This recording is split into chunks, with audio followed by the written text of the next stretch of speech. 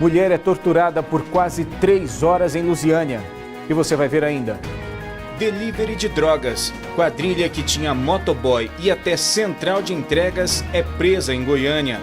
Aluno é ferido com lâmina de apontador em escola de Lusiânia. Operação da Polícia Civil do DF prende quadrilha de roubo de cargas em Valparaíso. Com preço de quase tudo nas alturas, economista dá dicas para não ficar no vermelho. É agora, no Jornal Anhanguera, segunda edição.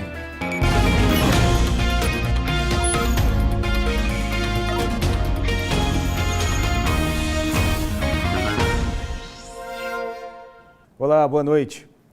A Polícia Civil de Lusiânia está investigando um caso de agressão contra uma mulher de 33 anos. A suspeita é que ela tenha sido vítima do atual companheiro dela. A vítima de 33 anos está internada no Hospital de Urgências de Goiânia. A mulher foi atingida por golpes de faca. Antes de dar entrada na unidade, ela disse à polícia que foi torturada por mais de 3 horas dentro do banheiro da própria casa. E a pessoa que a agrediu fez uso de faca para lesioná-la no rosto e essas lesões acabaram se agravando. De acordo com a polícia, o atual companheiro da vítima está entre os principais suspeitos da agressão. Os dois moravam juntos aqui em Lusiânia. A delegada disse também que na delegacia não tem nenhum registro da vítima denunciando alguma violência doméstica. A polícia está levantando agora testemunhas para tentar esclarecer como tudo aconteceu. Pelo conjunto de indícios, a gente consegue perceber que trata-se de uma tentativa de feminicídio. Provavelmente alguém próximo a essa mulher que causou essas lesões, né, e cometeu esse crime. Então vamos reforçar o telefone do Disque Denúncia 180. E 2 alunos de uma escola aqui de Lusiânia se desentenderam dentro da escola. O resultado? Um acabou cortando o outro com uma lâmina. E o motivo da briga? Veja na reportagem. A briga foi dentro dessa escola estadual que fica no Jardim Gá. Os alunos de 18 e 20 anos teriam se desentendido durante o intervalo. Os dois foram levados para a delegacia depois que um deles recebeu atendimento médico. Segundo o boletim de ocorrência, o rapaz de 18 anos teria cortado o rosto do outro aluno usando uma lâmina de apontador. Eles não tinham problemas anteriores, mas no dia dos fatos, ambos se encararam, trocaram olhares na rua e até xingamentos. E no momento do intervalo da escola, pelo fato de os dois estudarem na mesma escola, acabou ocorrendo a continuidade desse desentendimento. A diretora disse que o desentendimento começou fora da escola e que os pais dos alunos foram avisados, mesmo sendo maiores de idade. Os 2 alunos que cursam o ensino médio prestaram depoimento e depois foram liberados. O suspeito vai responder por lesão corporal. O autor foi autuado, Renes, né? Assinou o termo circunstanciado de ocorrência, que apura o crime de lesão corporal dolosa. A pena vai até 6 meses de reclusão. Entretanto, nesses crimes de menor potencial ofensivo, há um procedimento diferenciado em que há a proposta de transação penal, o que pode, cumpridas as exigências do Ministério Público, já livrar o autor da pena. E em Cidade Ocidental, a polícia prendeu 3 mulheres, com elas mais de 100 quilos de drogas. A polícia chegou até a casa das mulheres no bairro São Mateus depois de um período de investigações. Foram 100 quilos só de maconha, uma balança de precisão, crack e ferramentas usadas no refino da droga. As suspeitas podem pegar até 25 anos de prisão. Os serviços de teleentrega são muito comuns. A gente pode pedir comida, remédios na farmácia, mas teleentrega de drogas. É isso mesmo. A polícia prendeu 11 pessoas que trabalhavam num Disque Drogas, que, segundo as investigações, funcionava há pelo menos 4 anos. Cocaína ao encontro do cliente. Era só pedir. A droga chegava pelas mãos de motociclistas como se fosse uma entrega comum. O delivery de droga acontecia em Goiânia de domingo a domingo. 5 motociclistas eram funcionários da organização criminosa. A polícia gravou algumas entregas. Um deles mexe no baú da moto. O cliente também dá uma olhada, os dois conversam. O comprador coloca o pacote no bolso e vai embora. Neste outro flagrante, o entregador fala ao celular e depois se aproxima de um carro, onde, segundo os investigadores, estava um comprador de cocaína. A polícia identificou o entregador como Glebe Vinícius, que tem licença de mototaxista e está foragido.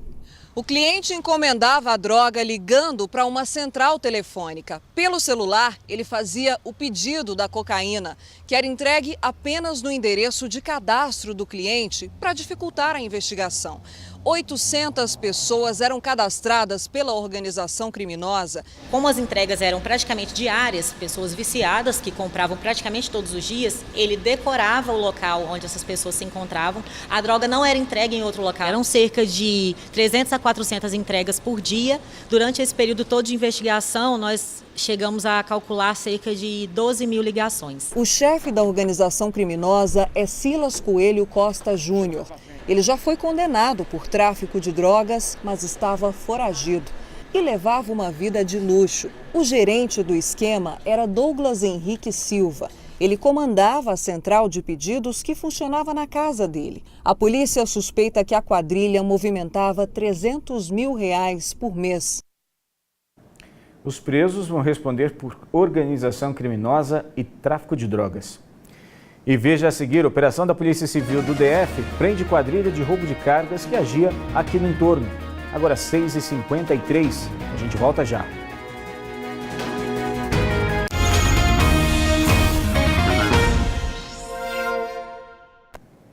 De volta com o J2 e 4 pessoas foram presas durante a operação da Polícia Civil contra o roubo e receptação de carga no DF. A quadrilha desviava alimentos, produtos de higiene e limpeza para poder revender. Um a um, os presos foram chegando ao Departamento de Polícia Especializada hoje cedo. A Justiça autorizou 5 prisões preventivas. 4 foram presos e um suspeito continua foragido, Samarone Gonçalves Ribeiro. Os policiais também apreenderam documentos em 6 endereços em Santa Maria, no Gama e em Valparaíso de Goiás. A investigação começou em julho do ano passado, quando 3 pessoas foram presas suspeitas de ocultarem cargas roubadas em um depósito em Santa Maria. No decorrer das investigações, os policiais descobriram que os 3 faziam parte de um grupo maior e que as mercadorias ficavam não só nesse depósito, mas também na casa de um dos suspeitos, aqui na quadra 18, em Valparaíso 2. O delegado que coordenou a operação disse que as cargas eram roubadas de caminhoneiros perto de Lusiânia. Um dos criminosos trazia a carga para Brasília. Outros falsificavam notas fiscais para vender os produtos para pequenos comerciantes por um preço muito mais barato. O comércio que era abastecido pela organização era a maioria da região de Santa Maria e Gama e região do entorno do DF. Pedregal, Valparaíso e Lusiânia. Eles não tinham assim, um valor fixo por mês, porque dependia muito da execução dos roubos. Mas a gente avalia que por mês eles movimentavam uma média de R$500 mil. Mesmo com a prisão do grupo, a operação não terminou. A polícia quer identificar quem são os comerciantes que também se beneficiavam do esquema. A investigação ela continua, tanto para identificar todos os receptadores da carga, os comerciantes, né, tanto para identificar os executores do roubo. A investigação está continuando. E o adolescente de Lusiânia que desapareceu de um abrigo foi encontrado vigiando carros em Goiânia. Wesley Ferreira dos Santos, de 14 anos, ficou desaparecido por 14 dias e foi encontrado ontem. Quem o localizou foi o secretário municipal de assistência social de Goiânia, que disse que Wesley estava pedindo esmola na rua com roupas diferentes da que ele vestia quando sumiu. Wesley já está em casa aqui em Lusiânia com a família. Agora a gente fala de um serviço básico, mas que tem deixado muitos moradores irritados. Há 2 dias está faltando água no bairro Estrela d'Alva 9, aqui em Lusiânia. E isso, logicamente, tem causado transtorno para a população. A água da chuva é o que está salvando, porque na torneira mesmo, só ar. Na casa da Maria Socorro, a pia de louças é exemplo do que os moradores do bairro estão enfrentando. Muita sujeira e roupa para lavar é o que não falta. essa situação aqui, ó, igual você está vendo, não tem como comer. Um dia a gente come na casa de um, dia na casa de outro, né? Quando chove, a gente corre, pega um pouquinho d'água, faz alguma coisa. Banheiro nem pensar, né? Imagina a situação da Rosilene, que paga caro na conta e mesmo assim está sem o serviço. Igual hoje nós não pegou água de manhã porque não choveu para escovar. Tá todo mundo sem escovar até agora. E falta água direto aqui? Direto. A Michele também mora nessa mesma rua e para ela tá ainda mais difícil, porque nem caixa ela tem. A gente fica sem água para beber, sem para banhar, sem para fazer as coisas dentro da nossa casa. E a falta d'água atinge boa parte do Parque Estrela d'Alva 9. Olha, todos esses moradores aqui estão sem água, principalmente aqueles que não têm reservatório em casa, reclamam que já estão há 2 dias sem nenhuma gota nas torneiras. A solução está sendo buscar em alguns vizinhos que têm poço em casa. Mesmo assim, não é garantia que vai ter água para todo mundo. Lá tem poço, mas quando a gente foi ligar tá só o barro, então não tem como usar. O seu Francisco também reclama. Afinal, não é a primeira vez que eles ficam há mais de 2 dias sem água. E de repente a gente recebe um impacto que sem água, cadê a água? Não tem água para fazer comida, nem para tomar banho, nem para nada, como é que vai? Em nota, a Saneago informou que o abastecimento de água no bairro Estrela d'Alva 9 em Novo Gama já foi normalizado e que o fornecimento ficou comprometido para a recuperação de uma adutora que foi rompida ontem pela manhã. Em instantes, com o preço de quase tudo nas alturas, o economista dá dicas ao consumidor para ele não ficar no vermelho. Agora 7h01, fique com a gente.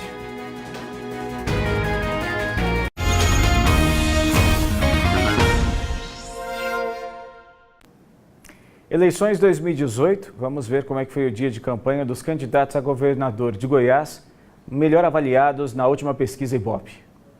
O candidato Ronaldo Caiado, do Democratas, visitou a cidade de Aruanã. Ele apresentou para moradores e empresários ações para o fomento do turismo, a geração de empregos e também a preservação do rio Araguaia. Cátia Maria, do PT, participou de caminhada com mulheres no Jardim Nova Esperança, região noroeste da capital. A concentração foi na Avenida Perimetral Norte e percorreu a Avenida Central, a principal do bairro. O candidato do PSDB, Zé Eliton, se reuniu com representantes da Associação dos Auditores de Tributos do Fisco de Goiânia. Recebeu sugestões para o plano de governo sobre cobrança de impostos e equilíbrio das contas públicas. Daniel Vilela, do MDB, visitou cidades da região sul do estado. Em Pires do Rio, ele falou com comerciantes e cumprimentou moradores. Depois, o candidato participou de carreatas pelas principais ruas e avenidas da cidade. E com os preços dos combustíveis nas alturas, a gasolina beirando aí R$ 5,00 o litro, sem contar a cesta básica, a energia elétrica, qual seria o salário mínimo ideal para equilibrar as contas e não ficar no vermelho? O economista explica para a gente. Na casa da Adneia moram só ela e o marido. No que podem, eles economizam energia, apagando as luzes quando não estão no cômodo, desligando os aparelhos da tomada, mas ainda assim a conta vem alta. O pior é que não é só isso, tá tudo ficando mais caro. O gasto com a gasolina, então. No caso do combustível, abusivo. Pela questão que eu trabalho no plano, eu rodo 100 quilômetros todo santo dia, estou gastando mais de R$700. Então, ou seja, eu estou pagando para trabalhar. Tudo aumenta, mas o salário, esse não está acompanhando a alta dos preços. Para o ano que vem, o reajuste previsto no salário mínimo é de menos de 6%. Para entender melhor o que isso representa, nós fomos até o economista e professor de finanças Fernando Mota. Ele fez para a gente um comparativo do poder de compra do consumidor. Nós vamos começar com o impacto do aumento do combustível aqui para o morador do entorno, que viu a gasolina aumentar de janeiro até agora em 22%. No exemplo dado aqui pelo professor, no início de 2018, com o salário mínimo a R$ 954 e a gasolina, em média, a R$ 4,09 o litro, era possível comprar 233 litros de gasolina, o que representa 49 viagens, por exemplo, aqui de Lusiânia para Brasília. Já para o início de 2019, com a previsão do salário a R$ 1.006 e a gasolina em média R$ 5,00 o litro, esse número de viagens cai para 40 vezes. E o aumento segue em outros setores. Água e alimentação também entram nessa. Essa inflação, ela está este ano acumulando aí em média 4,5%, levando em consideração vários itens. Mas se a gente pegar esses itens, subiu muito além da inflação. Com o salário aumentando apenas 5%, 6%, o poder de compra diminui. Por enquanto, o jeito para não ficar no vermelho é só mesmo economizar. Diminuir banho, tempo do banho, luz ligada, dividir o carro com um colega, com um amigo, com um vizinho para ir a Brasília. E o Jornal Nacional começa hoje mais cedo, às 8 horas da noite. A gente fica por aqui. Outras notícias do estado amanhã cedinho no Bom Dia Goiás. Para você uma boa noite e até amanhã. Tchau.